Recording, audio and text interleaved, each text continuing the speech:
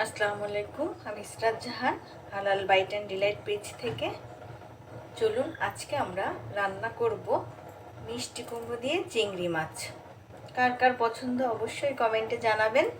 তাহলে রান্নাটা শুরু করছি। প্রথমেই চুলোয় একটা কড়াই দিয়ে দিয়েছি গরম হওয়ার জন্য। এখন দিয়ে দিচ্ছি রান্নার তেল।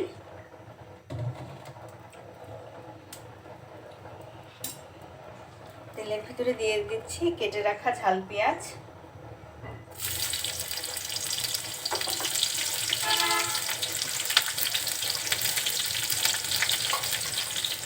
আর দিচ্ছি লবণ হলুদ মাখিয়ে রেখেছি চিংড়ি মাছগুলো।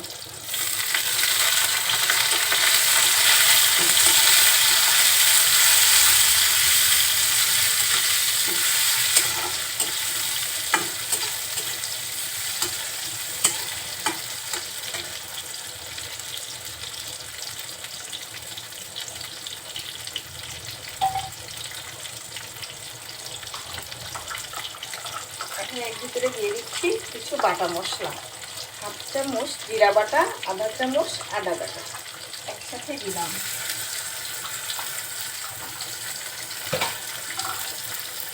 আর দিচ্ছি আধা চামচ রসুন।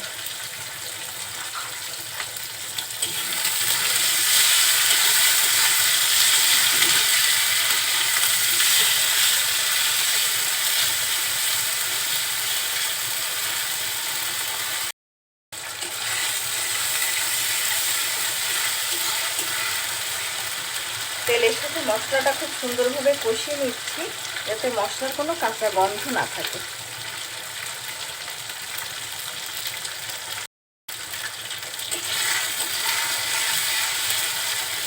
মশলাটা একটু কষানো হয়ে গেলে এর মধ্যে দিয়ে দিচ্ছি পানি।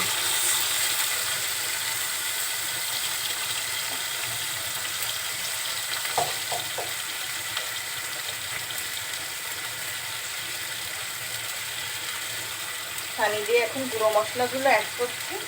হলুদের গুঁড়া, লবণ,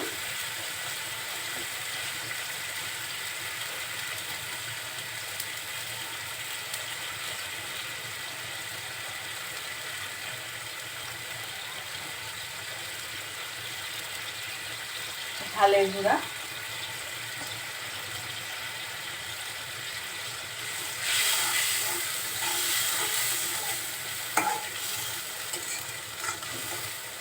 সবকিছু দিয়ে মশলাটা খুব সুন্দরভাবে কষিয়ে নিচ্ছে।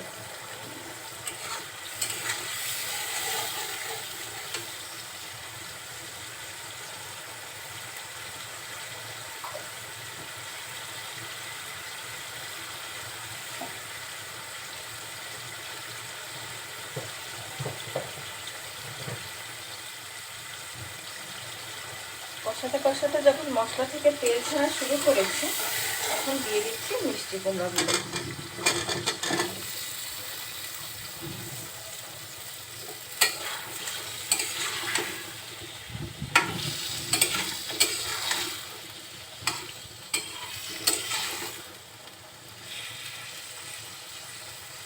দিয়ে খুব ভালোভাবে নাড়াচাড়া করে এখন আমরা কিছুক্ষণ ঢেকে রান্না করব।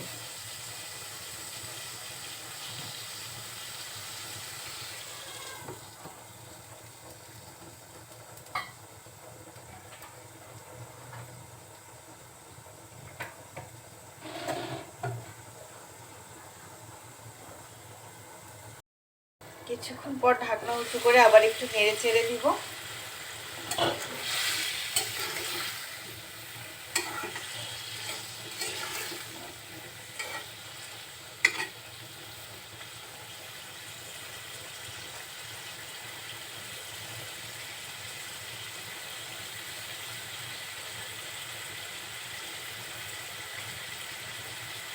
এখন কিছুটা ঝোলের পানি দিয়ে কুমড়োটা ঢেকে দিব, যাতে সেদ্ধ হয়ে যায় খুব সহজেই।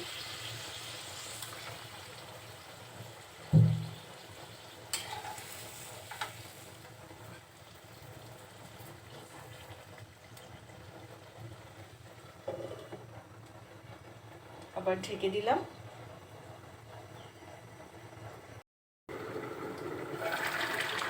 কিছুক্ষণ পর ঢাকনা উঁচু করে আবার একটু নেড়ে দিতে হবে।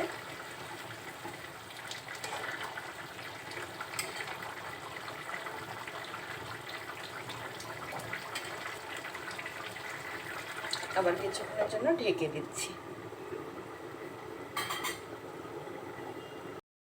কিছুক্ষণ পর আবার ঢাকনা উঁচু করলাম,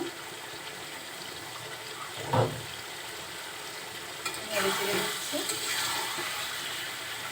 ঢেকে দেওয়ার কারণে মিষ্টি কুমড়াটা খুব দারুণভাবে সিদ্ধ হয়ে গিয়েছে এবং আস্তে আস্তে আছে।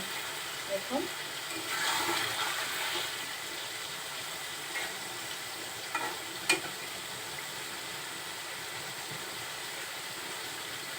মিষ্টি কুমড়া চিংড়ি মাছ প্রায় হয়ে আসছে। এই পর্যায়ে ভাজা জিরের গুঁড়ো একটু ছিটিয়ে দিবেন। জিরের গুঁড়ো দেওয়ার কারণে মিষ্টি কুমড়ার দ্বিগুণ স্বাদ হবে।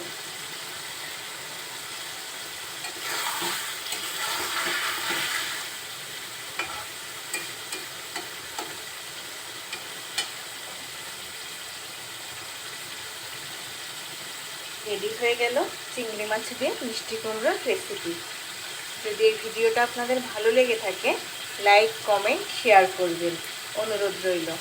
সবাইকে অনেক ধন্যবাদ দিয়ে আজকে এখানেই শেষ করছি।